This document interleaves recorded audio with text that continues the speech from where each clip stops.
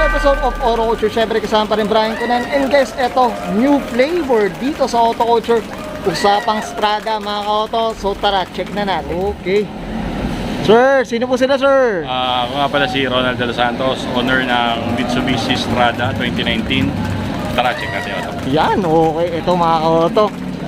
Usapang drag diesel, tama ba? Okay, so tara, ito. Check natin interior, boss. Ayan. Ayan. Ito, Yan. interior ko. Yan, okay. So syempre, okay na ba Sir Roland? Iyan na ako. Samahan niyo ako sa interior, boss. Yes, opo. So tara, boss, pasakay dito sa ano ha. Ito parang hindi pick up eh.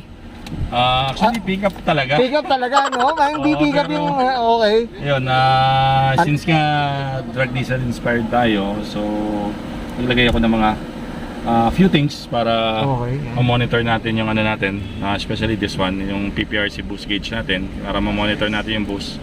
Kasi ito, banggit ko lang, yung kotse na to, na ilaro na natin once sa drag diesel shootout. Okay. So, sana makasama pa tayo ulit sa mga susunod na events na pwede nating ilaro at try itong kotse natin. Pero since nga busy yung schedule natin, hindi natin na nailalaro pa ulit. Dito muna sa garahe, boss. Ito yung daily ko. Ay, Ito yung okay. ginagamit kong daily driven car. Okay, yan, boss. Ito, boss, ano ba yung mga pinagkakabit mo Pinalitan dito? ko ito, yung head unit niya. Tapos itong malita to. Actually ito yung pang-monitor ka ng water temp. And other gusto kong i-monitor sa sasakyan, meron kami nito. Ito yung shadow na D-meter plus. Okay.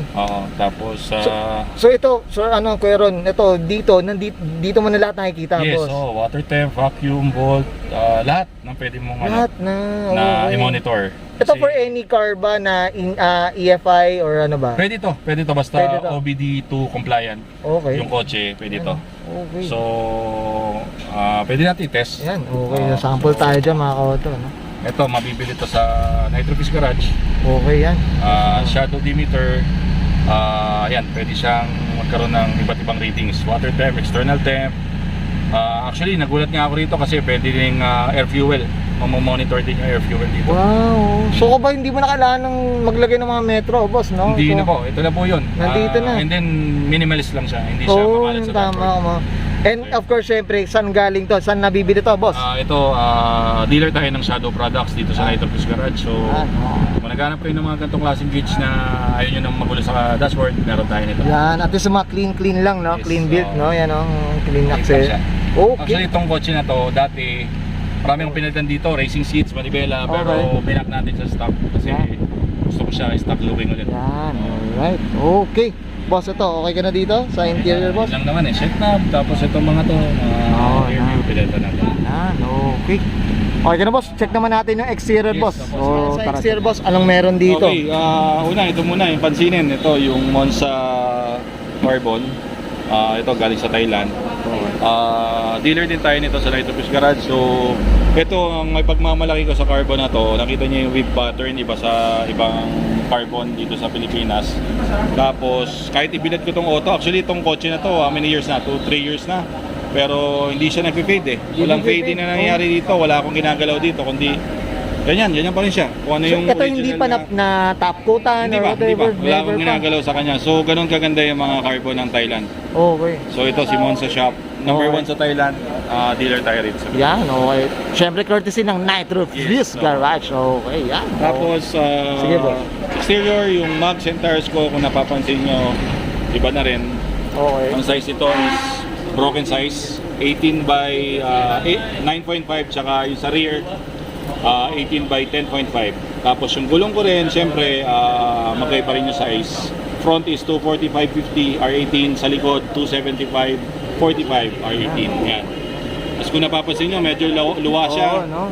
Kasi ganyan kilala yung mga Thailand sa Thailand, dyan sumikat ng drag diesel, yung mga diesel pickups nila. Inaano nila, dinalowered nila, tapos ganito yung mga offset ng tires and mags. So ganyan, medyo nakaluwa. So naka-spacers tayo dyan, Mr. Offset. Yan, Mr. Offset. Tapos ang mags natin, syempre Cosmis. Magkakaroon ako nito soon, mag-i-stock kami nito ng Cosmix. This is a Thailand brand. Oh, wow, okay. And syempre, kay Nitrofish yan, Yes, mga kay Nitrofish auto. po. Oh. Ito, boss, hindi ko ito, nakita ko yung, syempre, yung front mount natin, boss, no? Yes, Oo, no, medyo gusto natin i-flex natin yung mga auto, ayan, no? Yes, nagpalit na ako ng front mount intercooler, BRD. Okay. Maganda kasi ito pinapalitan para pagka nagtono tayo, hindi nag-flex ng nag-expand yung mga tubo niya na goma na stock. So yun ang tulong yan. So nagpalit tayo niyan, si BRD. Thailand din, syempre. Thailand din na, boss. Yes. Dito, sa Night Reviews, boss. Yes, meron ako nito. Pwede kayong umorder ng BRD, pwede rin umorder nung isang product namin which is yung CGR. Yan. Yun naman, may mga stock tayo rito sa atin. Well said. Ang dami natin o-order. Hindi, pera na lang ang kulang, Mako. Yes, so yung Ito, boss. Sige, kulay ng kotse is diamond white. Okay, Okay. ito mga pina-wrap ko na lang para mas malinis. Sa Ay, akin. anong kulay ba yan, boss? Parang ano eh, parang ano to, parang glossy na, glossy na. na ano, ewan ko kung tawag dito, basta nagustuhan ko siya, kinuha ko na lang. Talaga. Para de-chroming. Tapos, yan, Chokex bar.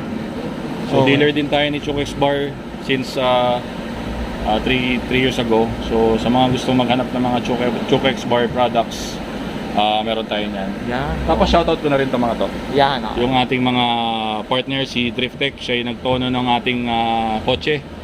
Siya yung nagre-remap ng mga diesel engines dito. So, at ito, yung Rama 9 Elites. Ito yung grupo namin ng mga drag diesel pickups and SUVs dito sa Mamaya, Pilipinas. isa-isahin natin. Tama ba yan, Sir Kuya Ron? Opo. Boss, ito, curious ako, yung suspension natin, boss, bakit dito kababa pala, boss? Yes, oo. Ito, kung napapansin nyo, lowered siya. So, Okay. not your ordinary pickup kasi usually sa pickup sa Pilipinas, matangkad.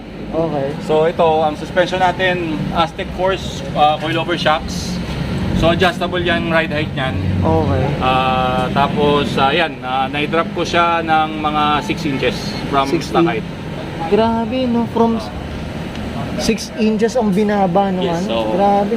So, hindi na siya, obviously, pagka gantong kababa yung auto, hindi mo na siya kayang loadan. Yun.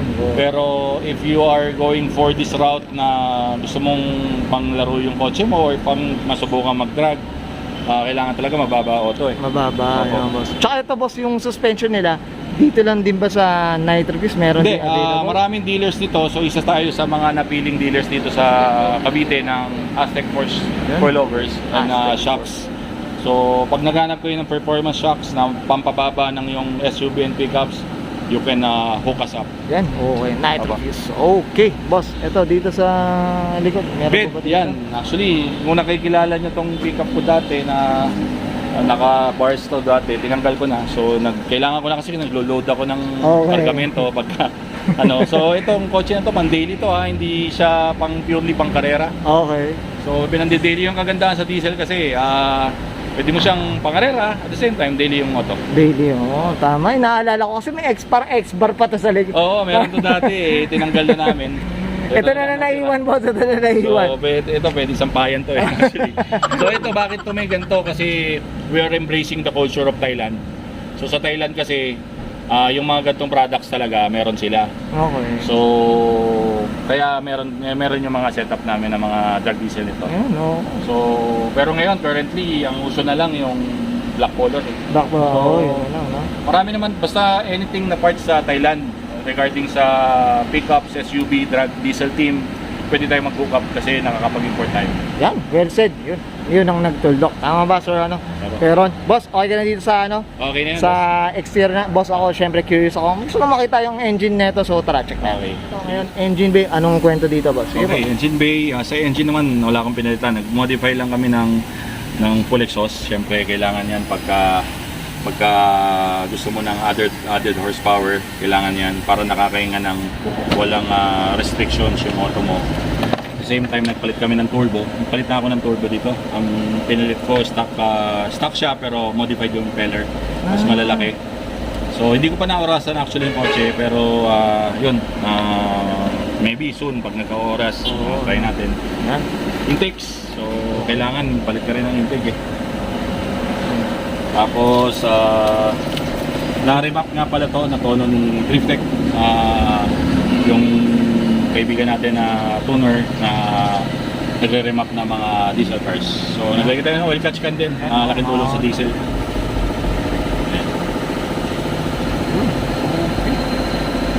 So yun lang naman ang Kumbaga ng ito, natin. ano lang, kumbaga, maintenance, ganito. Yes, oo. Ang kotse naman eh, Oo. Kailangan lang maintain mo lang maayos para continuous yung pagbibigay niya ng serbisyo sa'yo. Oo, yun. Well said, tama. Yan, ganun na lang din talaga. Okay. Okay ka na dito, boss? Yes, so yan lang Okay. naman ang karga ng auto natin. Stock! Boss, syempre dito sa Auto Culture, syempre shoutout po tayo. Sige po, go. Salamat ulit sa Auto Culture sa pagbibigay chance na maipakita yung mga sasakyan namin. So keep doing well, sir. Salamat po sa inyo. And then shoutout din sa mga partner shops natin na naging bahagi ng kotse ko na to. Si Tritech Philippines, Rowan of Rama 9 Elites and THDM Elites. So sila yung mga grupo natin ng mga drag diesel pickups dito sa drag diesel cars dito sa Pilipinas. So sana mas malumawak pa yung mga taong enthusiast ng mga drag diesels dito sa atin. Dito, no, boss? Yes, Kumbaga lahat lang. Kasi pag sa Thailand, dun talaga nag-originate, Oo, no? Dun talaga. Kasi puro ganito sila rin. Oo. Oo. Okay, boss, family. Tapos, syempre, promote tayo. Nitro Fish Garage Yes, po. yun. Again, I would like to take this opportunity to promote our shop, Nitro Fish Garage. If you're looking for parts and accessories na galing sa Thailand or even mga urig parts galing from Japan, kaya po nating mag-hook up dyan. So, just inquire on our Facebook page. Just search Nitro Fish Garage. Lalabas na po ang aming page. Yan, well said. Okay, okay ka na, Kuya Ron? Thank you. Salamat sa opportunity ulit, sir. Okay, so guys, this is Brian ko na and Sir Ronald De La Santos. Syempre pa sa 2019 Mitsubishi Triton Strada, drag diesel inspired, and this is Auto Culture. Thank you, sir. Oh, mga ka-auto, nandiyan pala kayo. Ay, another successful shoot na naman tayo mga ka-auto. Syempre, medyo marami-raming sinut natin. And of course, syempre, minsan nakakalimutan na natin kumain. And of course, syempre, thankful tayo. Of course, pinadalan tayo na ng Lens homemade siomai. Meron silang mga variety na mga beef and pork siomai mga kauto. And hindi lang yun mga kauto. Ang kagandahan pa noon, meron silang homemade din na chili oil mga kauto. And of course, syempre, mga prices na napakamura and affordable, yung kagandahan. Hindi lang sulit na sulit yung presyo nila. Ito mga kauto, ito yung pinadala sa atin ng Lens homemade siomai. So ito beef tong pinadala, tong dala ko ngayon. So ito meron din silang pork siomai. So, for siyempre mga kauto, hindi mo siyempre kailangan tikman natin mga kauto. So may kalamansi na rin mga kauto. And of course siyempre yung chili oil nga mga kauto. Ito, itikman na natin. Malinam na mga kauto. And of course siyempre hindi puro wrapper mga kauto. So yun ang kagandahan sa Lens homemade siomai mga kauto. Ako hindi ko na patatagalin to. Siyempre ubusin ko at napakasarap. So guys, huwag na kalimutan, check nyo yung Facebook account nila, Lens homemade siomai. Check nyo, nandiyan yung contact number nila mga kauto. And of course syempre ano pa inatay na. So